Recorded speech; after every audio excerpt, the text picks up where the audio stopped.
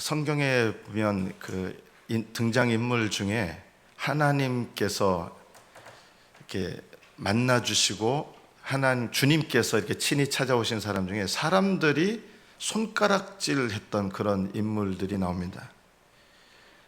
예를 들면 삭개오 같은 사람이죠. 이 삭개오는 모든 사람들이 다 손가락질했던 사람입니다.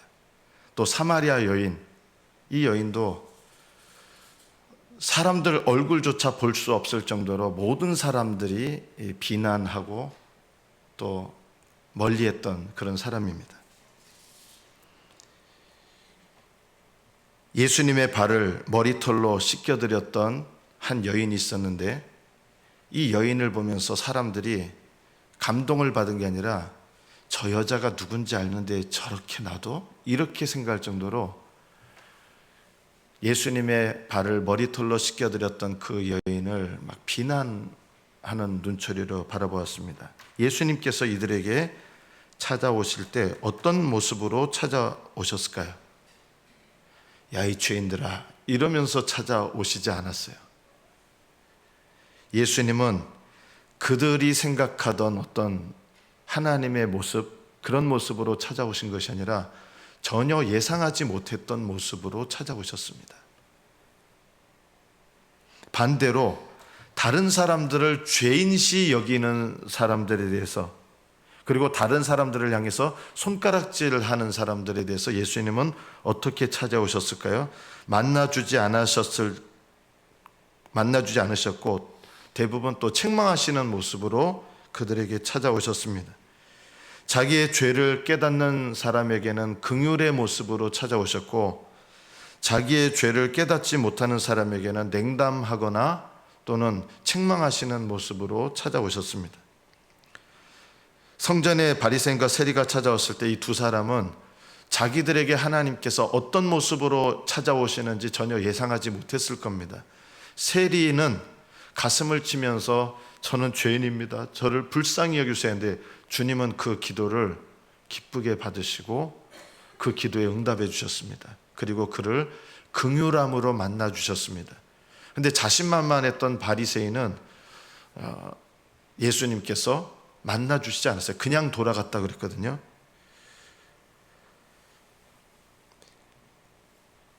아마 바리새인은 하나님께서 자기를 기쁘게 여길까라고 생각을 했을 겁니다. 나는 의롭게 살아왔으니까. 그러나 정작 살아계신 하나님은 이 성전에 찾아왔던 교만한 바리새인을 이렇게 기쁘게 만나시지 않으셨습니다.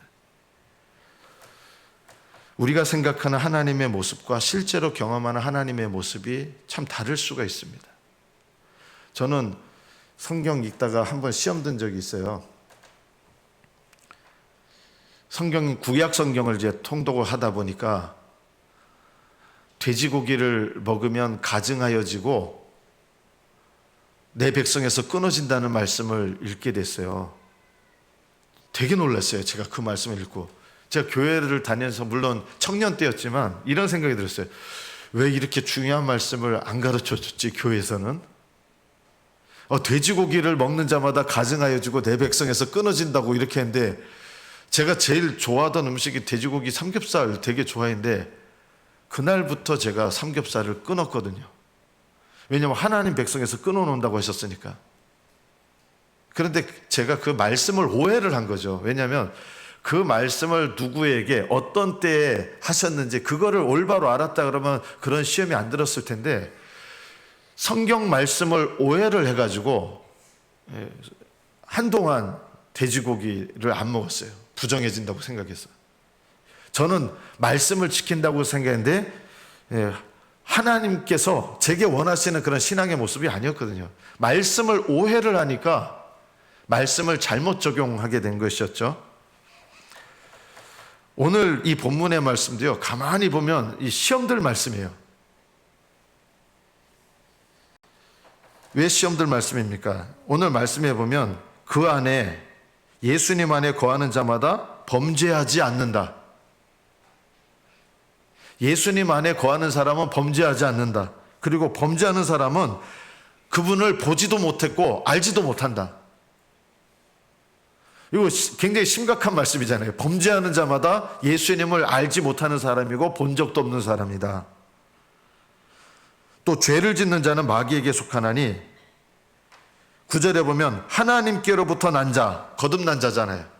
하나님께로부터 난 자마다 죄를 짓지 아니하나니 이는 하나님의 씨가 그들 속에 거하며, 거듭나면 하나님의 씨가 그 사람 안에 있기 때문에 죄를 지을 수 없다 그러는 거예요. 근데 저는 안 그랬거든요. 제 경험을 보면 저는 죄를 많이 지었거든요. 그래서 말씀 읽다가 시험 드는 거예요. 말씀을 잘못 읽으면 시험 들어요. 나는 하나님 안에 거하는 자가 아닌가 보다. 왜냐하면 나는 죄를 이렇게 짓는 자인데. 말씀을 잘못 읽은 거죠. 또 하나님의 자녀들과 마귀의 자녀들이 드러나게 되는데, 형제를 사랑하지 아니하는 자는 하나님께 속하지 않는다.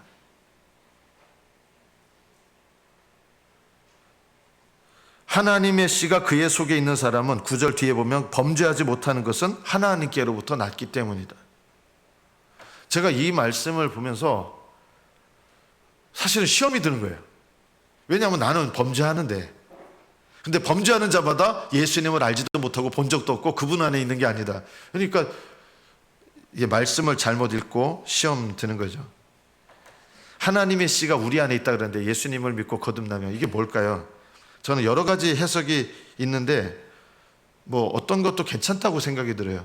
우리를 거듭나게 하는, 거룩하게 하시는 말씀, 구원하시는 말씀도 저는 맞다고 생각해요.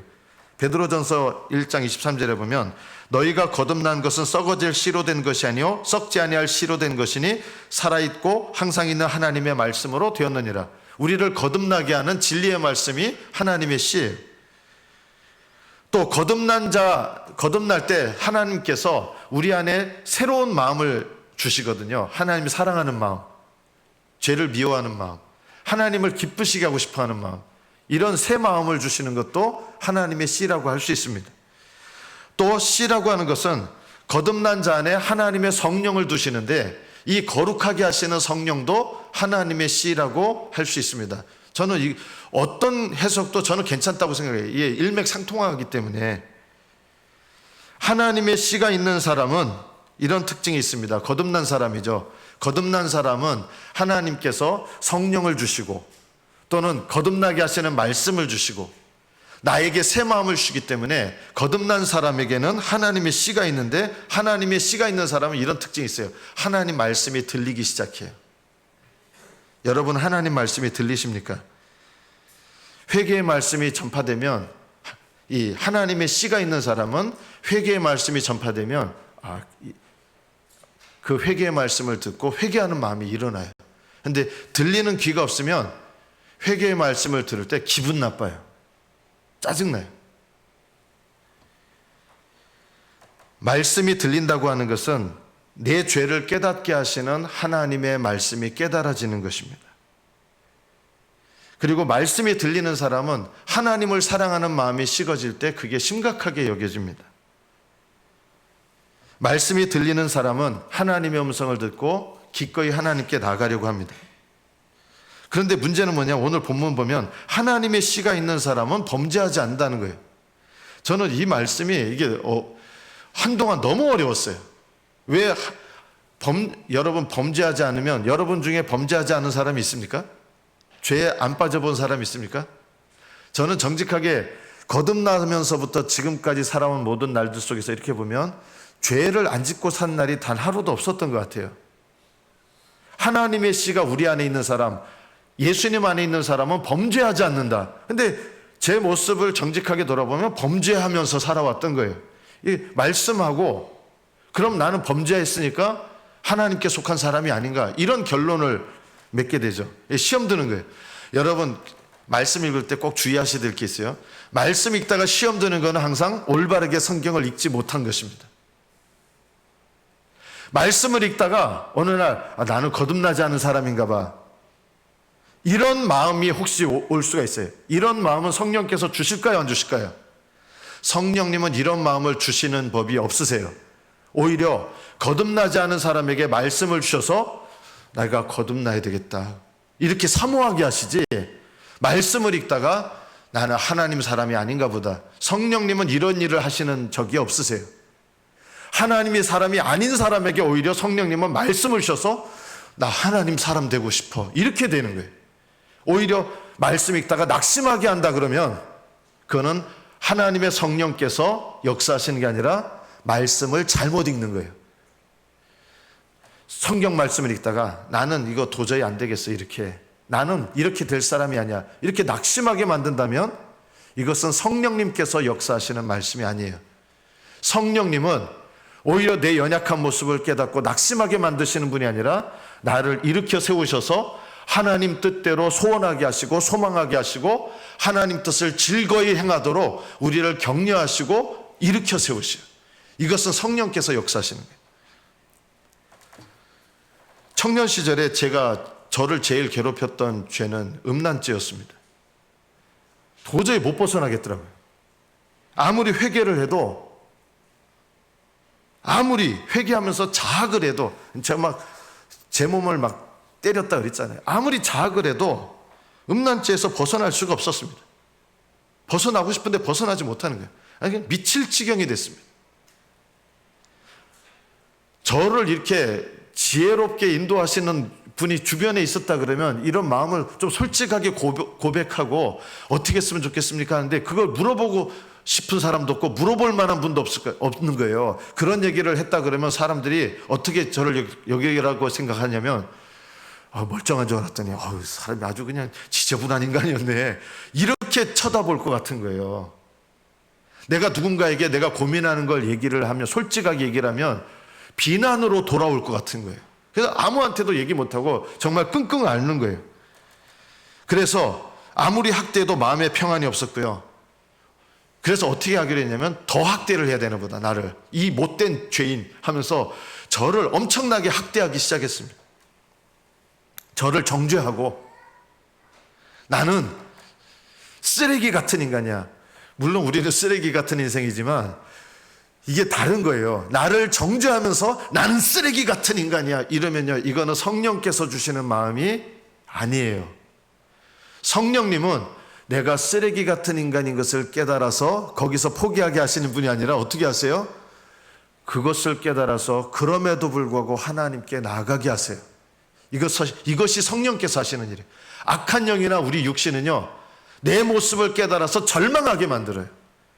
저는 이게 하나님의 성령께서 주시는 마음이 아닌 걸 몰랐죠. 그래서 계속 학대하고 자학하고 나를 정죄하고 신앙생활의 기쁨이 하나도 없는 거예요. 고통스러웠어요. 아무도 몰라요.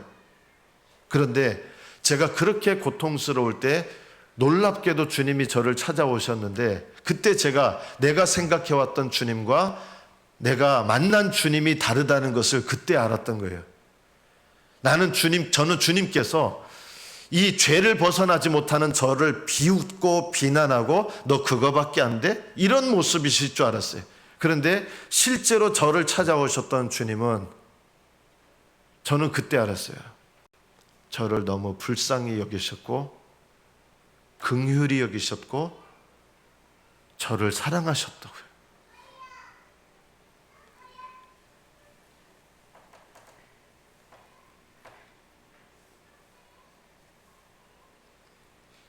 오늘 말씀에 하나님 안에 거하는 자는 범죄하지 못한다, 이 말씀을 오해하시면 안 됩니다. 여기서 범죄하지 않는다는 말은 죄에 빠지지 않는다 이런 뜻이 아니에요. 그러면 죄에 빠지지 않는 사람이 어디 있습니까? 여러분, 저는 지금도 예수님을 제외하고는 죄에 빠지지 않는 그리스도인은 단 한 명도 없다고 저는 분명히 믿습니다. 범죄에 빠져보지 않는 사람은 단 한 명도 없습니다. 그런데 왜 주님께 속한 사람은 범죄하지 않는다라고 성경은 말씀합니까? 이 말씀을 우리가 성경에 말씀하는 방법대로 올바르게 이해를 해야 돼요. 범죄하지 않는다는 말은 죄에 빠지지 않는다, 죄를 단순히 반복하지 않는다 이런 뜻이 아니에요. 범죄하지 않는다는 말은 무슨 뜻입니까? 그 죄를 주님께 자백하지 않고 회개하지 않은 상태로 그냥 내버려 두지 않는다 이 뜻이에요. 주님께 속한 사람은 하나님의 씨가 있기 때문에, 거룩하신 성령님이 있는 사람은 내가 어떤 죄를 범할 수 있어요. 그게 옳은 건 아니에요. 죄를 범할 수 있는데 그 죄를 회개하지 않은 상태로, 자백하지 않은 상태로 그 죄에 범죄한 상태 그대로 내버려 두지 않는다는 거예요. 계속해서 그 죄를 그냥 내버려 두지 않는다. 이것이 성경의 본문에 가장 가까운 뜻입니다. 그 죄를 회개하지 않은 상태로 그냥 내버려 두지 않는다는 뜻이에요. 그럼 어떻게 합니까? 하나님의 씨가 있는 사람은 그 죄를 슬퍼하고 고백하고 또는 그 죄에 대해서 회개하게 된다는 것입니다. 회개하면 성경의 오늘 말씀문대로 본다면 범죄하지 않는 것입니다. 그 죄를 회개하지 않은 상태로 그냥 내버려 두지 않는 거예요. 하나님께 속한 사람은 죄를 범할 수 있습니다. 저와 여러분의 경험적인 고백입니다. 그러나 그 범한 죄를 그냥 내버려 두지 않는다는 것입니다. 왜냐하면 죄를 깨닫고 자백하게 되고 그 죄를 하나님께 고백하면서 회개하기 때문입니다.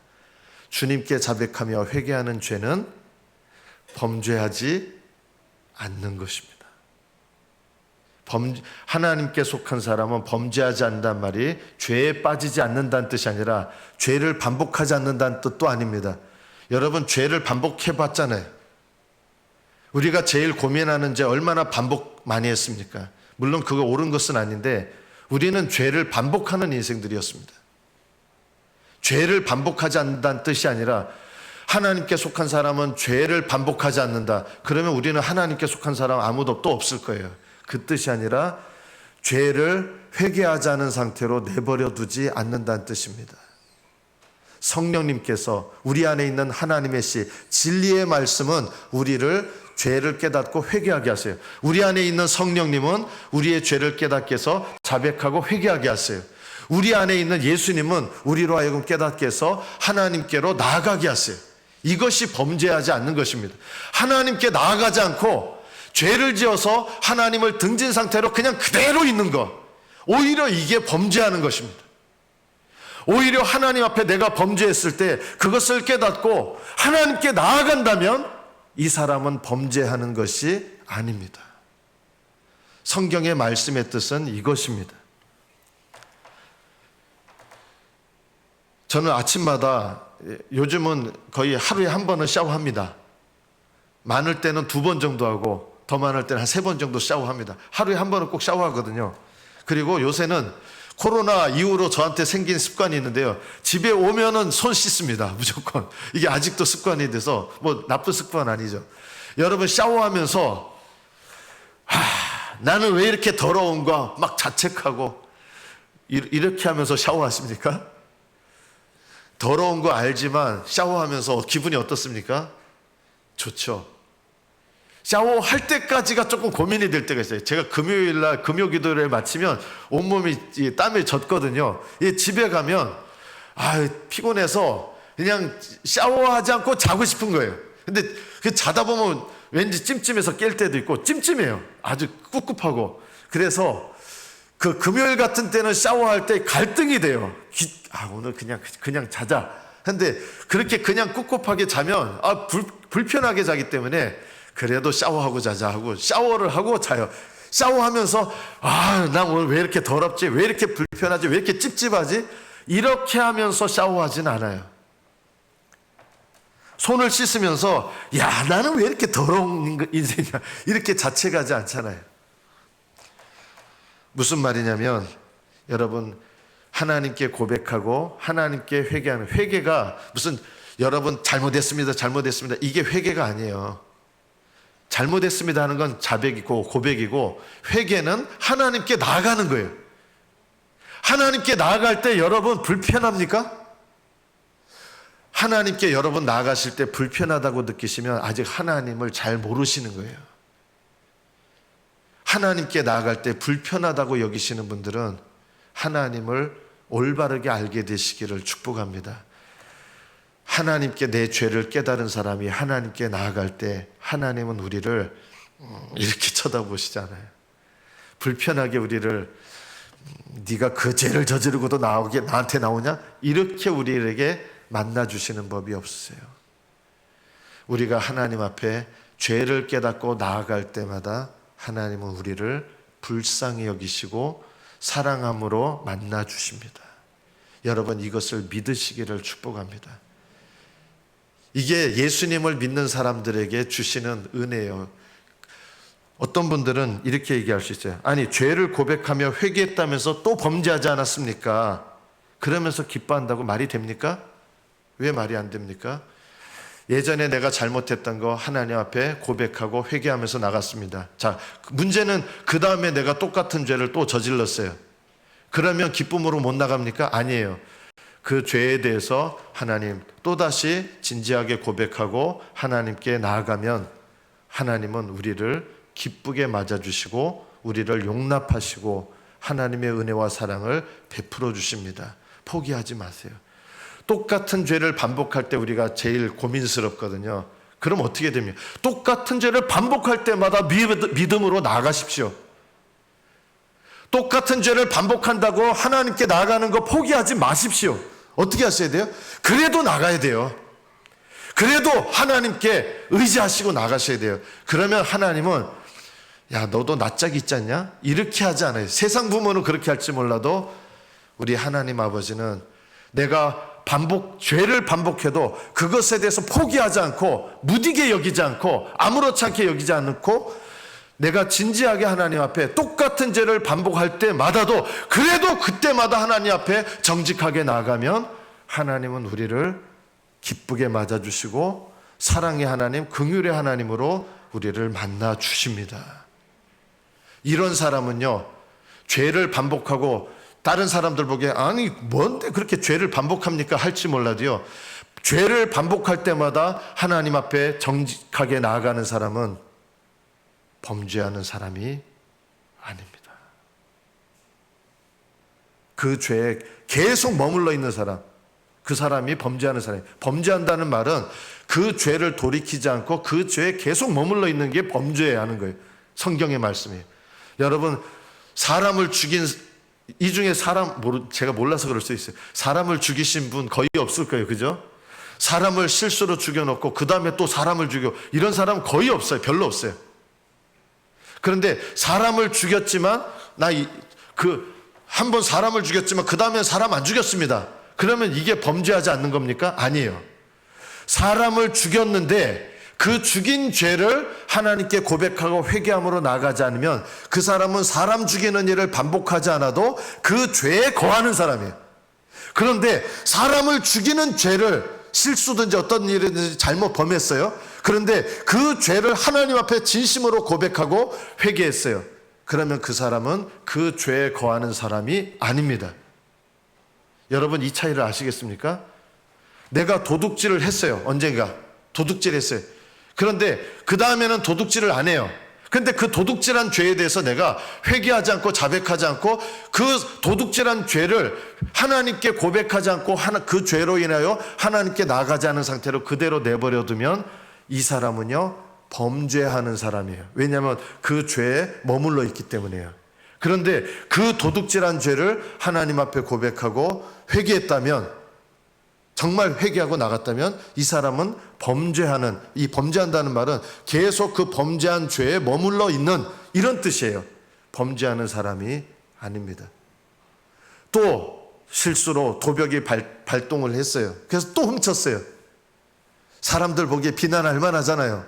야, 저게 인간이냐 이럴지 몰라도요, 도벽이 발동해서 또 훔쳤다 하더라도 하나님 앞에 하나님, 제가 잘못했습니다, 진심으로 고백하고 하나님께 나간다면 그 사람은 죄에 머무르는 사람, 범죄하는 사람이 아닌 것입니다. 오늘 여러분 이 본문의 말씀, 하나님께 속한 사람은 범죄하지 않는다, 이 말씀을 듣고 여러분이 낙심한다 그러면 여러분은 성경 말씀을 잘못 읽는 것입니다. 이 말씀은 어떻게 읽혀야 됩니까? 어떻게 들려야 됩니까? 나는 하나님께 속한 사람은 범죄하지 않는다, 하나님의 씨가 속에 있는 사람은 범죄하지 않는다. 이 말씀은 우리에게 뭘 요구하시는 거예요? 나는 네가 내 앞에 나오기를 원한다. 너의 죄를 깨닫고 고백하기를 원한다. 너의 죄를 회개하기를 원한다. 나는 네가 고백하고 회개하고 나온다면 나는 너를 얼마든지 너를 회복시킬 것이고 너를 사랑으로 맞아야 할 것이다. 우리에게 어떤 것을 격려하는 말씀이에요? 하나님의 씨가 있는 사람은 범죄하지 않는다. 이거는 나는 이 말씀을 읽을 때 나는 하나님께 속한 자가 아니야, 이렇게 해석하시면 안 되는 거예요. 이 말씀을 어떻게 들어야 돼요? 하나님께 회개함으로 나가야 되겠다. 이렇게 여러분이 적용하신다 그러면 이것은 말씀을 바르게 읽은 것입니다. 어떤 분은 이렇게 말할 것입니다. 같은 죄를 반복한다면 그 사람은 회개하는 사람이 아니지 않습니까?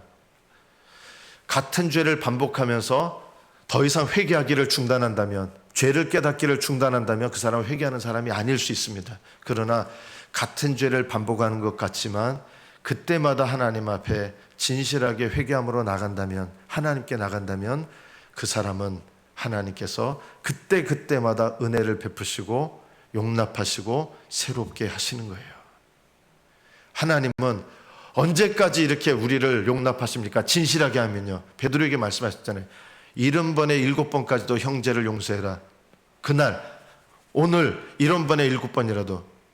왜냐하면 하나님은 우리에게 그렇게 하시는 분이기 때문이에요.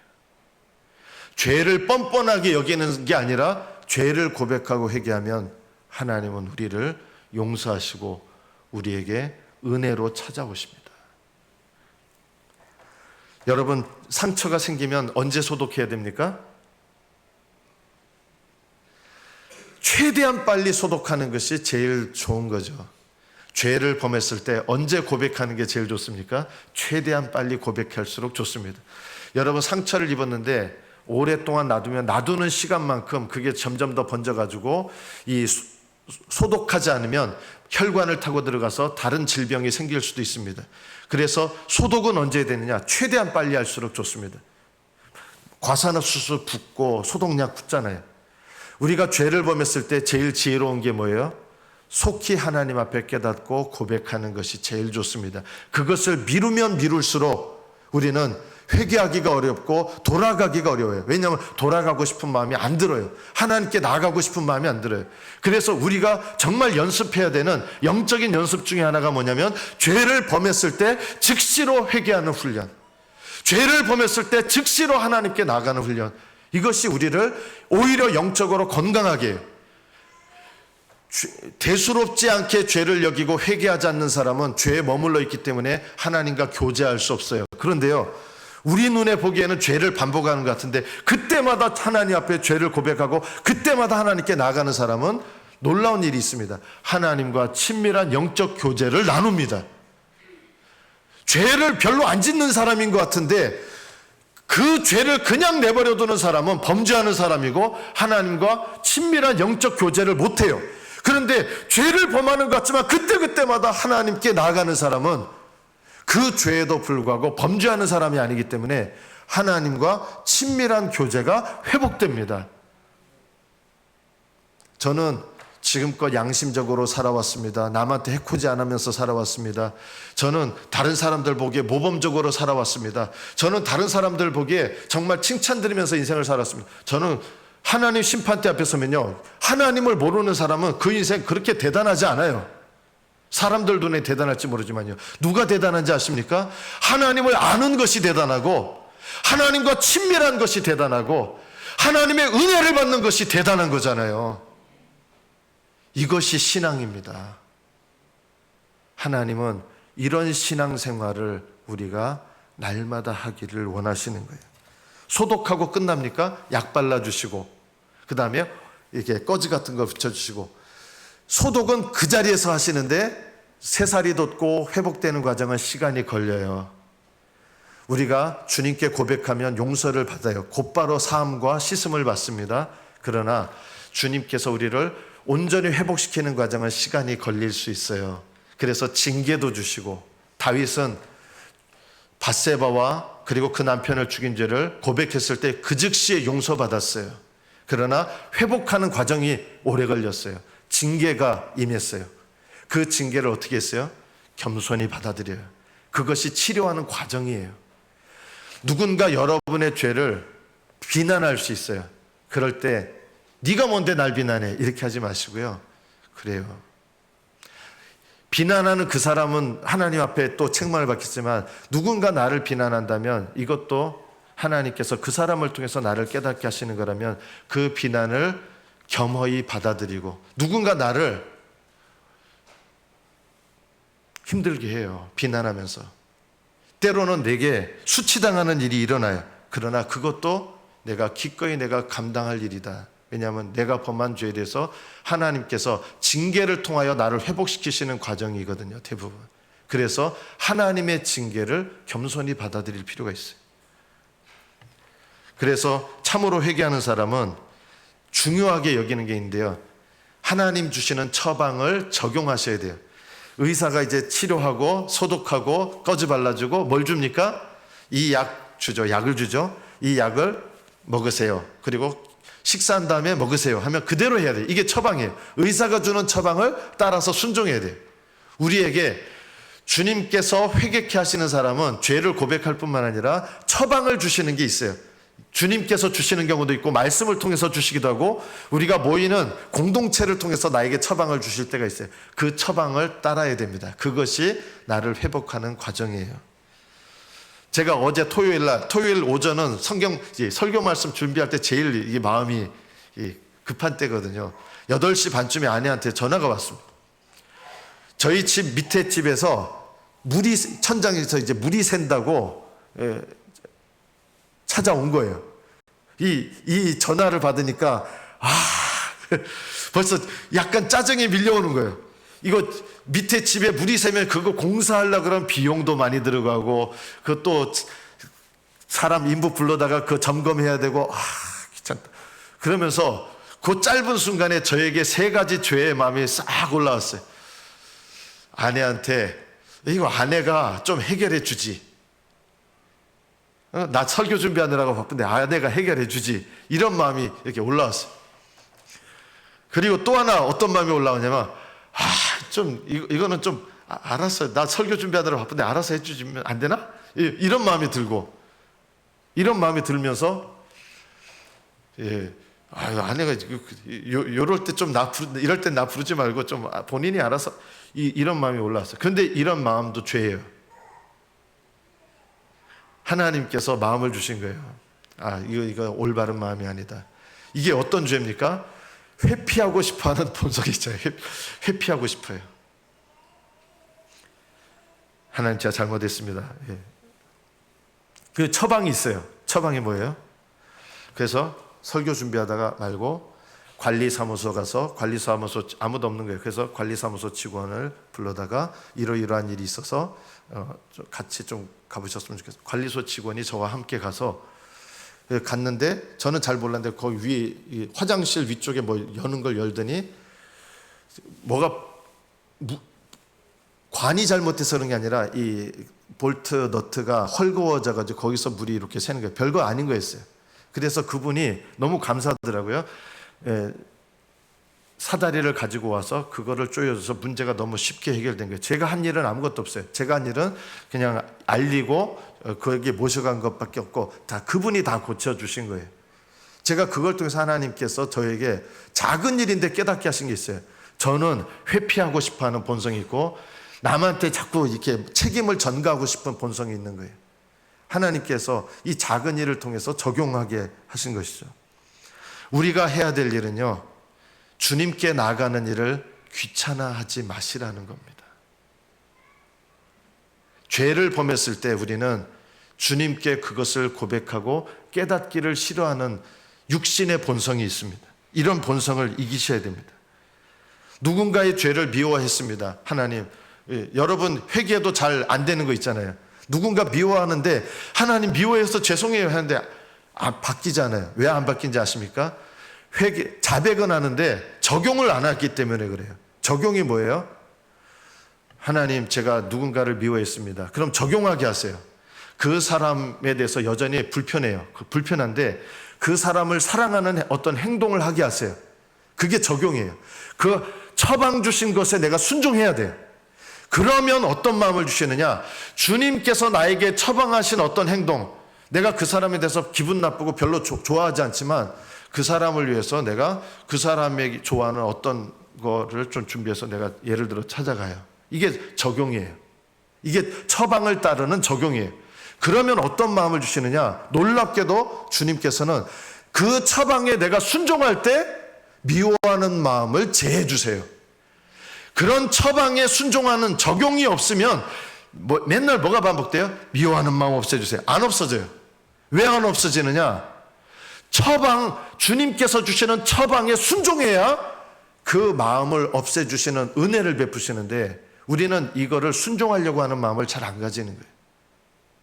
부부가 서로 싸워서 불편한 관계가 됐어요. 하나님 처방은 뭐예요? 하나님, 제가 아내하고 싸웠습니다. 제가 아내하고 이런 말로 싸웠습니다. 이렇게 고백하고 끝나면 안 되는 거예요. 처방이 있어요. 주님, 제가 어떻게 하기를 원하십니까? 네가 먼저, 네 아내가 잘못했다 하더라도 네가 먼저 찾아가라. 아내가 잘못했어도 네가 먼저 찾아가라. 이게 처방이에요. 네가 먼저 손을 내밀어. 이게 처방이에요. 제가 어떻게 하기를 원하십니까? 네 아내가 좋아하는 뭔가를 해주라. 이게 처방이에요. 처방을 해야 하나님께서 내게 베푸시는, 마음을 새롭게 하시는 은혜들을 주시는 거예요. 이 처방에 순종하고 싶어 하지 않는 거예요. 우리는요, 고백만 하고. 그러면 대개를 아무 일도 안 일어납니다. 회개는 주님께 나아가는 거잖아요. 주님께 나아가면 주님은 우리가 순종해야 될 처방을 주십니다. 그 처방에 순종하셔야 돼요. 의사에게 나가셔야 돼요. 그럼 의사가 우리에게 처방을 줍니다. 처방을 따라야 됩니다. 여러분의 삶 속에 죄를 고백하는 것보다 어떤 의미에서 뭐가 더 중요합니까? 그 죄를 끊는 처방을 주시는 게 있어요. 그 처방을 순종하셔야 돼요. 여러분이 예를 들어서 누군가 미워하는 죄를 계속 저질러요. 그러면 그 죄를 끊는 처방을 주시는 게 있어요. 그 처방을 순종하셔야 돼요. 그 사람을, 내가 기분이 안 좋아도 그 사람에게 은혜를 베풀 줄 알아야 돼요. 이런 처방에 순종하지 않으면 변화가 일어나지 않습니다. 다른 사람의 죄를 우리는 비난을 잘합니다. 다른 사람의 죄를 비난하지 마십시오. 비난은 죄악 세상의 가장 특징적인 특징이 하나가 뭐냐면 다른 사람의 죄를 비난하는 것입니다. 비난은 죄악 세상에 속해 있는 영적인 상태입니다. 다른 사람에게 또는 하나님의 징계를 받을 때 그 징계를 겸손히 받아들이는 것도 처방에 순종하는 것입니다. 회개는 하나님께 나아가는 것이고, 하나님은 하나님께 나오는 자들을 용서하시고 새롭게 하시고, 거기서 끝나지 않으시고 우리에게 그때그때마다 처방을 주십니다. 이 처방을 순종하십시오. 그러면 하나님께서 내게 베푸시는 은혜와 능력이 내 삶에 나타납니다. 우리는 누군가 다투면 자존심이 있어서 화해하고 싶지 않습니다. 그러나 하나님의 처방은 뭐예요? 화해하고 싶지 않은 마음에도 불구하고 그 사람에게 내가 먼저 잘못한 거 아닌데요, 그래도 내가 먼저 찾아가게 하는 것이 하나님의 처방입니다. 저 그거 하기 싫어요. 딴 건 몰라도 그거 하기 싫어요. 하기 싫은 것을 하는 것도 처방에 순종하는 것입니다. 이런 하나님의 처방에 순종할 때 하나님께서 우리의 마음을 새롭게 하시고 우리의 마음 가운데 은혜를 베푸시고 우리의 삶 속에서 하나님께서 나타내시는 풍성한 은혜와 긍휼을 경험하게 하십니다. 이 복된 하나님의 처방에 매 순간순간마다 순종하셔서 하나님께서 여러분을 복되게 하시는 은혜가 넘치시기를 예수님의 이름으로 축복합니다. 기도하겠습니다.